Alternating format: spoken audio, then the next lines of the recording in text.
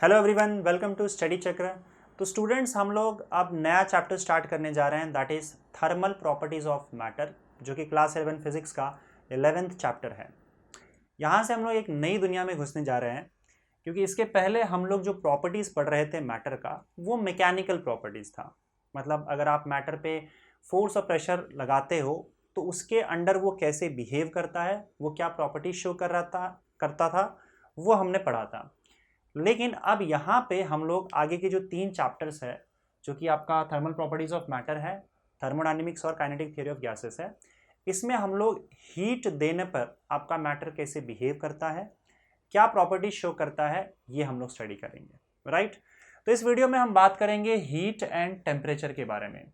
ये दो वर्ड आपने पहले भी कई बार सुन रखा होगा, पर कईयों को हीट और टेम्परेचर के बीच में जो डिफरेंस होता है, इसमें बड़ा कन्फ्यूजन होता है। तो कोशिश करेंगे कि हम लोग इसको यहाँ पे कन्फ्यूजन को दूर करें, और थर्मोडायनेमिक्स में हीट और टेम्परेचर के बारे में हम और डिटेल में बात करेंगे, राइट। तो हीट और टेम्परेचर क्या होता है? देखो, कई बार हम ये वर्ड यूज़ करते हैं, जैसे कि अगर मान लो किसी को बुखार आ जाता है तो हम बोलते हैं कि उसके बॉडी का टेम्परेचर इंक्रीज हो गया है। अगर मान लो किसी ने काफ़ी ठंडी चाय ला दी, या लोग बोलते हैं ना कोल्ड कॉफ़ी, तो हमको पता होता है कि जो कोल्ड कॉफ़ी है उसका टेम्परेचर काफ़ी कम होता है, जो नॉर्मल टेम्परेचर उससे कम होता है। या फिर अगर मान लो चाय बहुत ज़्यादा गर्म है, आप पी नहीं पा रहे हो, तो आप क्या बोलोगे कि आपकी चाय का टेम्परेचर ज़्यादा है, राइट। वापस से यहाँ पे वर्ड आया टेम्परेचर। अगर आप खाना बना रहे हो तो आपको जो भी चीज़ें पकानी है उसको आपको क्या करना पड़ेगा, उसको आपको हीट देना पड़ेगा। तो यहाँ पे वर्ड आता है हीट। आपको हीट प्रोवाइड करना है। आप ये नहीं बोलते हो कि आप टेम्परेचर प्रोवाइड कर रहे हो। जब खाना बनाना है तो जो खाना बनाने का जो भी सामान है, इंग्रेडिएंट्स है, उसको आपको हीट देना पड़ता है, राइट। अगर सपोज करो हमको काफ़ी ठंडी लग रही है, तो हम बोलते हैं कि हमको अब हीट चाहिए, मेरे बॉडी को क्या चाहिए, हीट चाहिए, इस बहुत ज़बरदस्त ठंड से बचने के लिए। अगर आप किसी कमरे में बैठे हैं और वहाँ पे एसी लगा हुआ है, और एसी जो है कूलिंग कर रहा है काफ़ी टाइम से, तो आप बोलते हो कि कमरे का टेम्परेचर काफ़ी कम हो गया है। तो ऐसे आप हीट वर्ड और टेम्परेचर वर्ड कई जगह पे यूज़ करते हो, राइट। फिर हम बोलते हैं कि देखो ये ऑब्जेक्ट है, इसने काफ़ी हीट एब्जॉर्ब कर लिया है, क्योंकि मैंने इसको धूप में रखा था, इसलिए वो गर्म हो गया। तो हीट एब्जॉर्ब किया, इसलिए इसका टेम्परेचर बढ़ गया। कनेक्शन समझ रहे हो? So there is a connection between heat and temperature.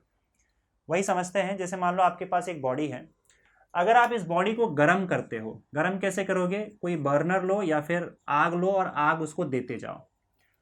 तो एक्चुअली में क्या होता है कि हम इसको एनर्जी प्रोवाइड करते हैं, और जो आप एनर्जी प्रोवाइड कर रहे हो उसको बोला जाता है heat. Heat is a form of energy एक हिसाब से, राइट। तो ये मॉडर्न थियरी के हिसाब से हीट जो है वो एक फॉर्म ऑफ एनर्जी है। वेल, ये स्टेटमेंट में थोड़ा सा गड़बड़ ज़रूर है, या इसको हम अच्छे से और समझेंगे थर्मोडायनेमिक्स में। फिलहाल यहाँ पे हम लोग यही समझते हैं ताकि हम चैप्टर को आगे बढ़ाएं कि हीट एक एनर्जी का फॉर्म है जो आप प्रोवाइड करते हो। ये एनर्जी आप प्रोवाइड कर रहे हो इस ब्लॉक को।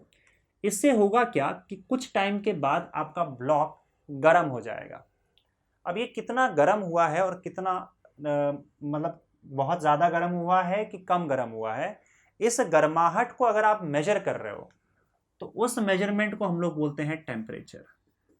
तो temperature is nothing but the measure of degree of hotness and coldness. It is the measure of degree of hotness और कोल्डनेस। बॉडी कितना गर्म या फिर कितना ठंडा है, जब इस गर्माहट को आप मेजर करते हो तो हम बोलते हैं कि हम टेम्परेचर की बात कर रहे हैं। तो टेम्परेचर अभी आपको पता है कि हम लोग डिग्री सेल्सियस में मेजर करते हैं। तो जब मुझे कोई बोलता है कि भाई इस बॉडी का टेम्परेचर 20 डिग्री सेल्सियस है और इस बॉडी का टेम्परेचर 80 डिग्री सेल्सियस है, तो एक्चुअली में आपने गर्माहट मेजर की है कि बॉडी कितना गर्म है। जो ज़्यादा गर्म होगा उसका टेम्परेचर ज़्यादा होगा, जो कम गर्म है उसका टेम्परेचर कम है। इसका मतलब इसके कंपैरिजन में ये वाला बॉडी जो है वो ठंडा है। समझे? ठंडी चीज़ है मतलब टेम्परेचर कम, गर्म है टेम्परेचर ज़्यादा। तो भाई ये तो बात हो गई टेम्परेचर की। हीट सिंपल सा मतलब है कि जो एनर्जी आप प्रोवाइड कर रहे हो गर्म करने के लिए, उस एनर्जी को हम क्या बोल देते हैं, हीट बोल देते हैं। तो आप एनर्जी देते हो, हीट देते हो, या फिर आप इसको ठंडा करके हीट छीन भी सकते हो। तो जो एनर्जी ट्रांसफ़र हो रहा है उसको हम बोल देते हैं हीट, और उसके वजह से बॉडी की जो गर्माहट है, बॉडी जो गर्म हो रहा है, उस गर्माहट को जब मेजर करते हैं तो उसको हम टेम्परेचर बोल देते हैं। अगर मान लो किसी तरीके से तुमने इसका हीट छीन लिया, तो मतलब आपने एनर्जी छीन लिया, एनर्जी छीन लिया तो इसकी जो गर्माहट है वो कम हो जाएगी, और हम बोलते हैं कि बॉडी अब ठंडा हो रहा है या फिर बॉडी ठंडा हो चुका है। समझ में आया कनेक्शन? ओके। दूसरी बात ये कि देखो, ऐसा ज़रूरी नहीं है कि अगर आपके पास दो बॉडी है और आपने उसको सेम अमाउंट ऑफ हीट दिया है, let's say we have given same amount of heat to each bodies, तो ऐसा ज़रूरी नहीं है कि इन दोनों बॉडी का टेम्परेचर जो हो वो सेम हो। जैसे मान लो आपने एक ऑब्जेक्ट लिया, 5 किलो का एक ऑब्जेक्ट लिया, ये दोनों 5 किलो का है, ये पत्थर है और ये आपका लोहा है, मतलब आयन है, ये आयन है और ये स्टोन है। अगर सपोज करो वो मैं दोनों को 5-5 मिनट तक हीट करता हूँ और सेम अमाउंट ऑफ हीट देता हूँ, तो आप देखो कि 5 मिनट के बाद पत्थर जो है वो कम गर्म होगा और आपका जो आयन है वो ज़्यादा गर्म हो जाएगा। तो इसका मतलब आयन का टेम्परेचर 5 मिनट के बाद देखोगे तो स्टोन से ज़्यादा होगा। तो सेम हीट देने पर भी ऐसा हो सकता है कि बॉडीज़ का टेम्परेचर अलग अलग हो। ये डिपेंड करता है कि आपने बॉडी कौन सा लिया हुआ है। ठीक है, तो आपने हीट दिया, उसका मेजरमेंट अलग है।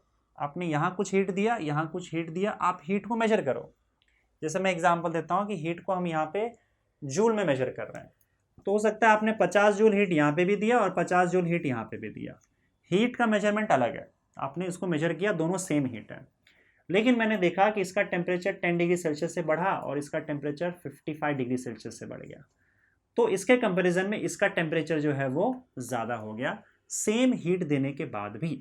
तो मैंने एनर्जी सेम दिया, लेकिन दोनों की गर्माहट अलग अलग थी, दोनों का गर्म होना अलग अलग था, दोनों का टेम्परेचर अलग अलग है। समझ गए? एक और चीज़ थोड़ा समझना, हीट को डिफाइन कैसे किया है आपके टेक्स्ट बुक में।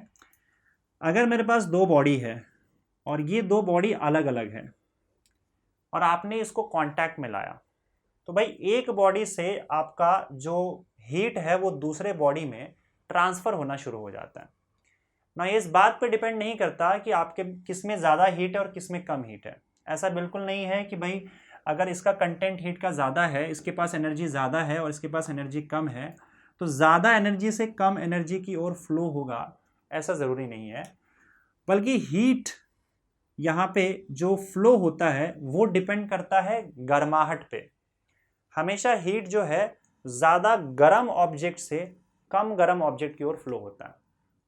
तो मान लो इसका टेम्परेचर आपका 100 डिग्री सेल्सियस है, इसका टेम्परेचर आपका 20 डिग्री सेल्सियस है, तो हमेशा हीट ज़्यादा गर्म ऑब्जेक्ट से कम गर्म ऑब्जेक्ट की ओर फ्लो होगा। ये हीट फ्लो का कॉन्सेप्ट है, राइट। और ये तब तक फ्लो होता जाएगा जब तक दोनों बॉडी का टेम्परेचर सेम ना हो जाए। जिस मोमेंट पे आप देखो यहाँ पे टेम्परेचर कम होगा, यहाँ पे टेम्परेचर बढ़ने लगेगा, क्योंकि इसको हीट मिल रहा है, इस बॉडी को जिसको मिलता है उसका टेम्परेचर बढ़ता है, जिससे जा रहा है उसका टेम्परेचर कम होने लगेगा। तो ऐसे में एक ऐसा टाइम आएगा जहाँ पे दोनों का टेम्परेचर सेम हो जाएगा। जब दोनों का टेम्परेचर सेम होगा तब हीट फ्लो होना बंद हो जाएगा, और हम ये बोलते हैं कि ये दोनों बॉडीज़ ने थर्मल इक्विलिब्रियम अटेन कर लिया है। हम बोलते हैं कि बॉडीज़ जो है वो थर्मल इक्विलिब्रियम में जा चुका है। थर्मल इक्विलिब्रियम में दोनों का टेम्परेचर सेम होगा और हीट फ्लो होना बंद हो जाएगा। ठीक है, समझ गए? तो आप ऐसे बोल सकते हो कि हीट वो एनर्जी है जो दो बॉडी के बीच में फ्लो होती है जब दोनों बॉडी का टेम्परेचर अलग अलग हो। So heat is a form of energy which flows when two bodies are in contact with different temperatures. Temperature difference की वजह से जो एनर्जी फ्लो हो जाए उसको हम हीट बोलते हैं। समझ गए? तो ये आपका डेफिनेशन जो आपके एनसीईआरटी में है इस तरीके से, टेम्परेचर डिफरेंस की वजह से जो एनर्जी फ्लो होता है that energy is nothing but heat. और ये ध्यान रहे कि हमेशा हीट हायर टेम्परेचर से लोअर टेम्परेचर की ओर फ्लो होता है। तब मुझे एक बात बताओ कि अगर आप एक गर्म चाय लाते हो और वो ठंडी हो जाती है, उसका रीज़न क्या है?